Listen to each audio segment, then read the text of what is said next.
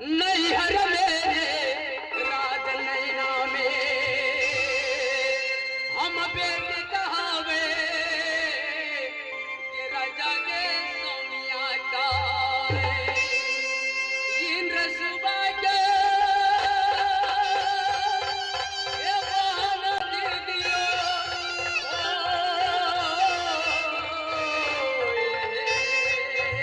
हम बहाना कहावे छोटा लहरा को ये नाम के ये मेरी के दीदियो सोना मारो नाम ये मेरी के बचिया नाकी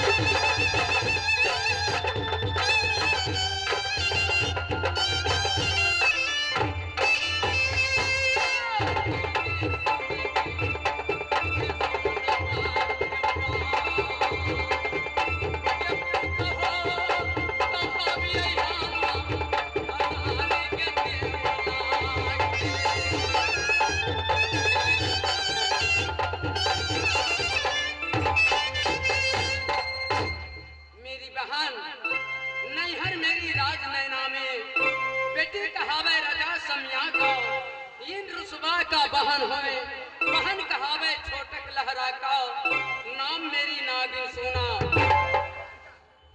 आज मेरी महल में बेटा इंदल को नहीं देखती है न बेटा इंदल आया है न बेटा जंगलिया आया है भोजन बहुत देरों से बना करके रखी हूँ लेकिन खाना खाने के लिए टाइम हो गया अब तो गिर नहीं आया है कारण क्या है कब तक अपनी महल में मैं बैठती हूँ रास्ता को जोहती हूँ के बैठे के दिल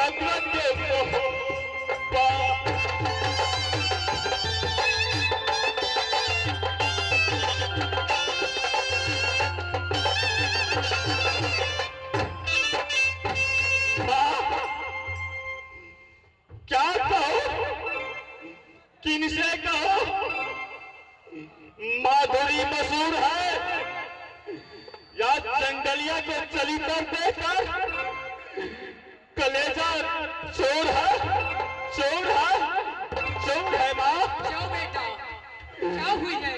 माँ, तू रो रो जो माधोपुर स्कूल में पढ़ने लिखने के लिए गया था, जब छुट्टी हो गया सभी विद्यार्थी अपना अपना घर चला गया। हेलो हेलो, मैं भी सोचा कि 6 महीना हो चुके हैं कि भाई दोनों भाई चलो नगरी बात। जब आधे रास्ते में आ गया, जो जंगलिया हट कर गया, बोला भैया इंदल, यहाँ से 2 बाट है, ये बाट कहाँ जाओगे, ये बाट कहाँ तक जाओगे। मैंने सोचा जंगलिया ये रास्ता है जंगल की, ये रास्ता है मोहब्बा की। बल्कि भैया जी जब यही बात है तो मैं जंगल के रास्ता से मैं जाऊंगा। मैंने बोला क्यों, कारण क्या है? क्योंकि भैया जी 12 बरस तक मैं जंगल में रह चुका हूँ, लेकिन कभी जंगल में शेर और सियार नहीं देखा।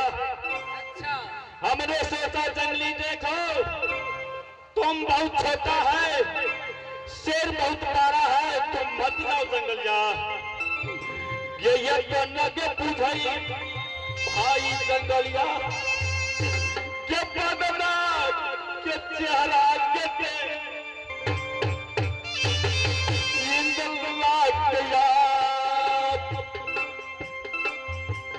बदना के चेहरा के देखो अपनी बेटा को।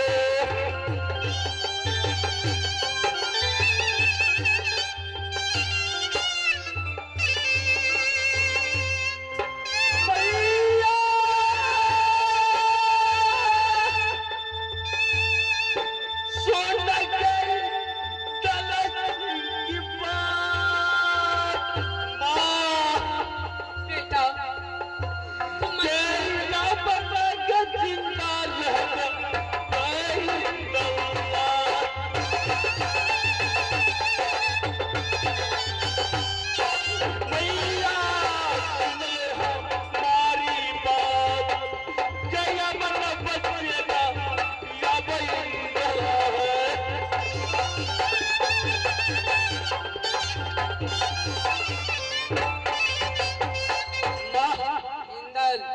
मैं चिंता नहीं रहूंगा। ठीक है बेटा, तुम स्थिर रहो बेटा, शांत रहो बेटा। मैं बातें करूंगी, इस बातें की रटना रटूंगी कि क्या से क्यों जंगलिया इस तरह से मेरे बेटा को मारा है, या नैन का पुतलिया मेरा इंदल बेटा। ठीक है माँ। बेटा तू सोचने की बातें नहीं करो बेटा, मैं बात बनाती हूँ, इस बातों को मैं चाल चलूंगी ऐसी कि जंगलिया को मैं जिंदा नहीं रहने दूंगी। ना बासा रहेगी ना बाजेगी हे बसोलिया, नागिन यागी दियो ये नये नाग वाले,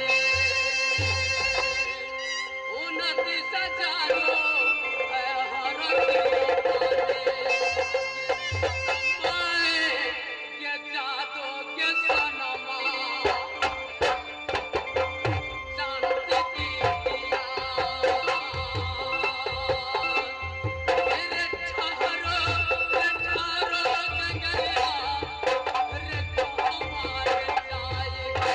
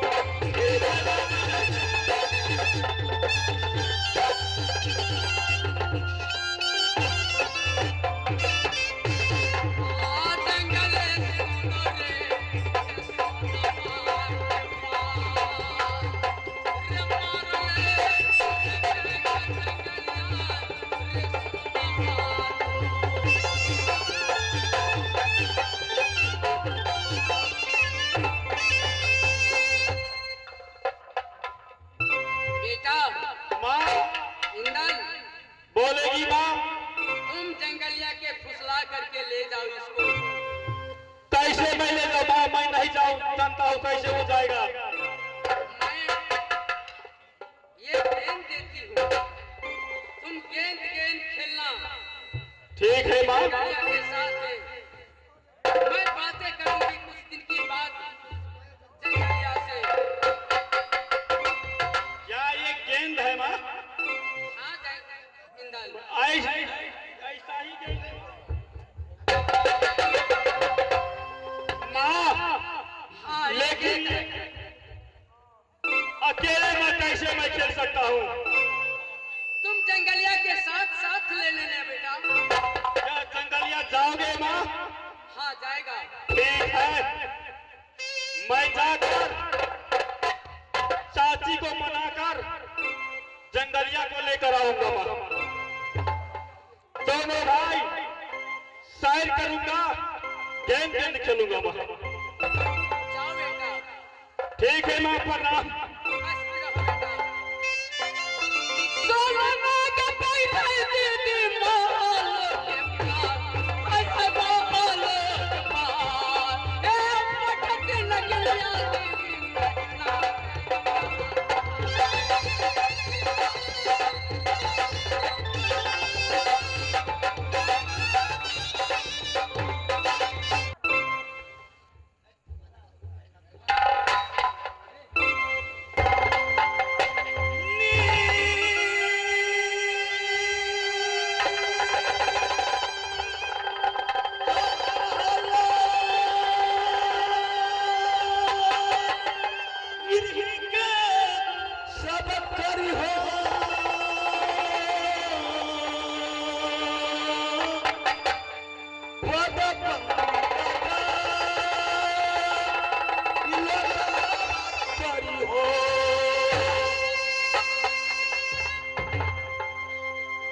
हे स्वामी, मैं अयोध्या नगरी की नीच टहल करूंगा, झाड़ू बहारू करूंगा।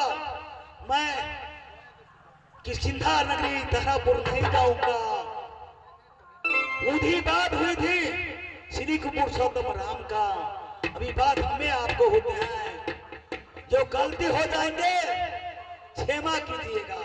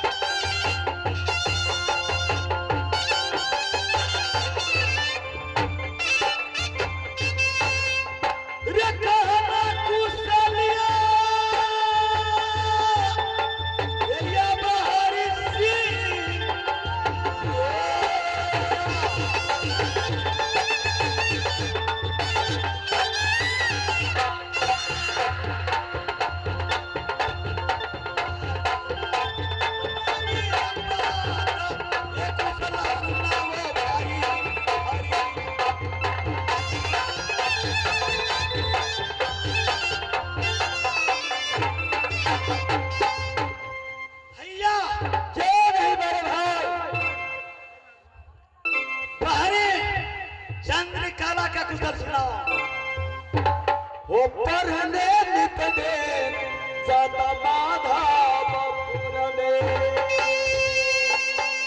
नित दे वही सबको न जाता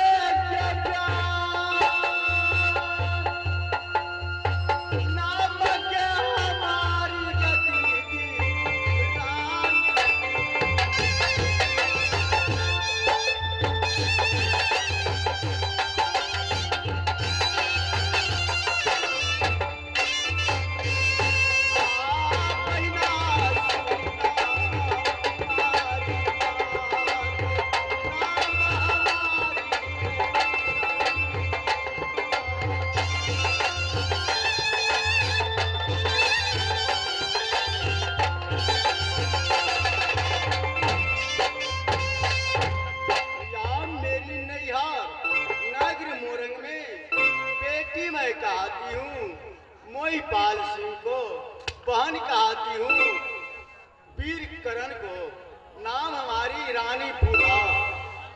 ये सुंदर ससुरा माया पारतिया को पारा।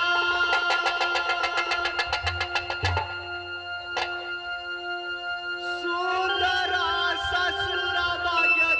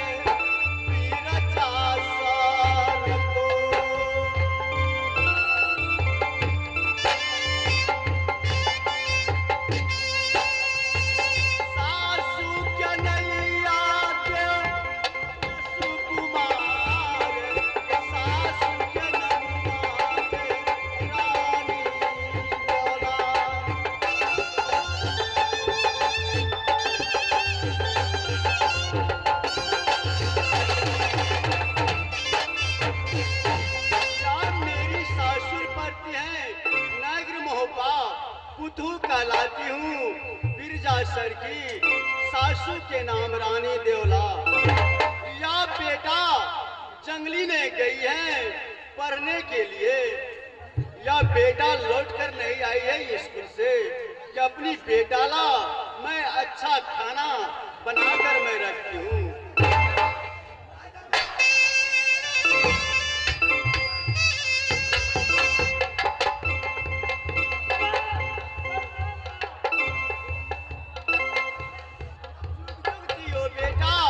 तुम्हारी उम्र लाख बरिस, जैसी नीर बही गंगा की बेटा वैसी उम्र बरी तुहार बेटा।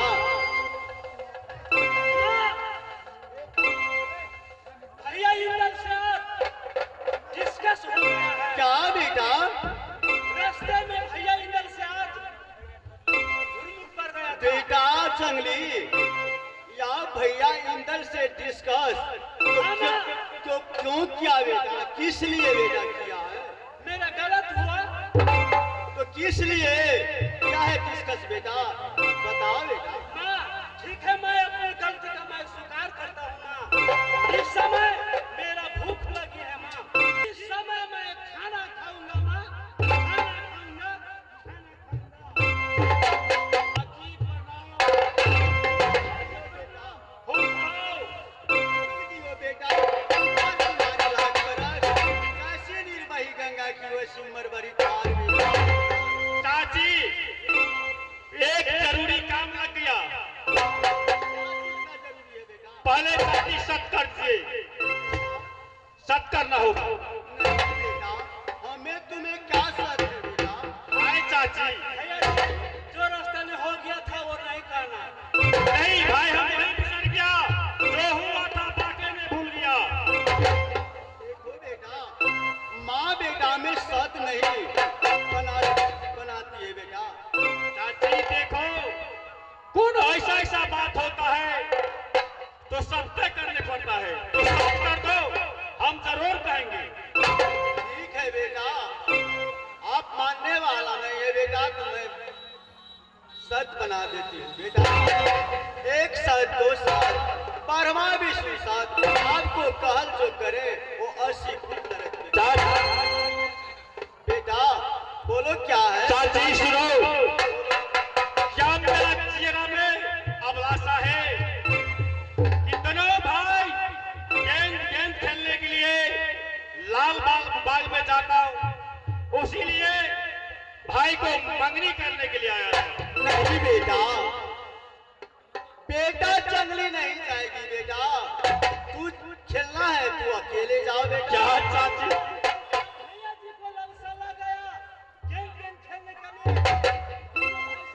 जरूर भाई।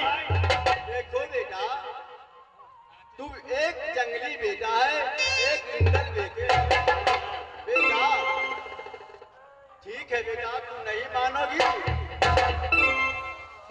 तो मेरी बच्चन नहीं बेटा, तू मेरी बच्चन की मानो बेटा।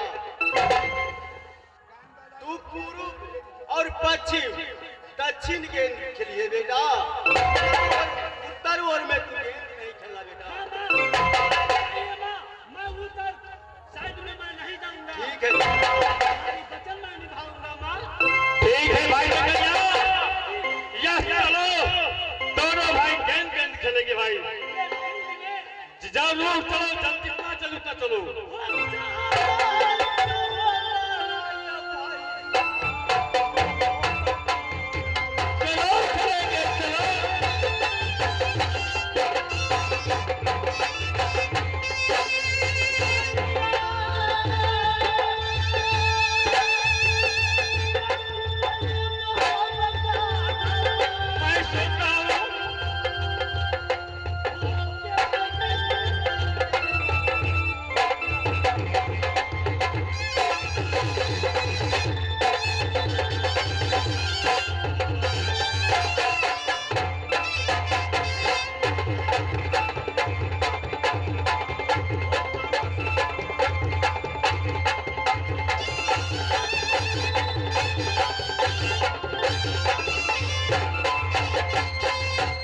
समय बेटा जंगलिया या बेटा इंदल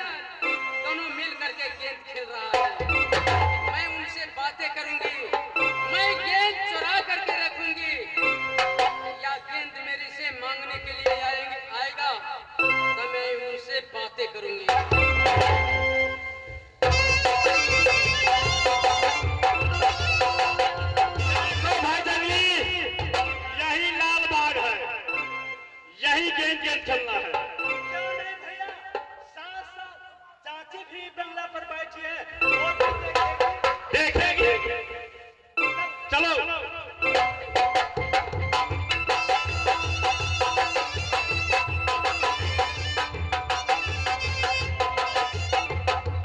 जंगलिया, अरे तो छोटा पहले असर तो ही दीजिए भैया।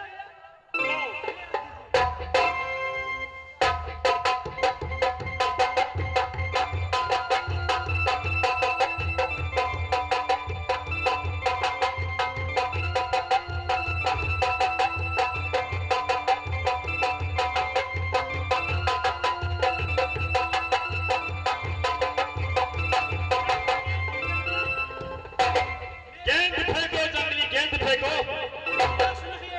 क्या? अभी अभी गेंद हमने मारा। चाची को पास गेंद चलेगा। नहीं जंगली नहीं, अभी अभी गेंद मारा, गेंद फेंको। मेरे पास नहीं है, मैं चाची को पास देता हूँ। क्या? जंगली झूठ मत बोलो। उधर से देखा हूँ कि गेंद छिटक करके पुरुष साइड में नहीं जंगली नहीं किया था। जल्दी गेंद फेंको। क्या जंगली गेंद नहीं लिया? कहाँ गया गेंद? चाची को पास चले गया है गेंद। जंगली बेसी बुझारी चतुर मत बनो। वो गेंद सत्य की था, मेरा माँ सोना ने दिया था।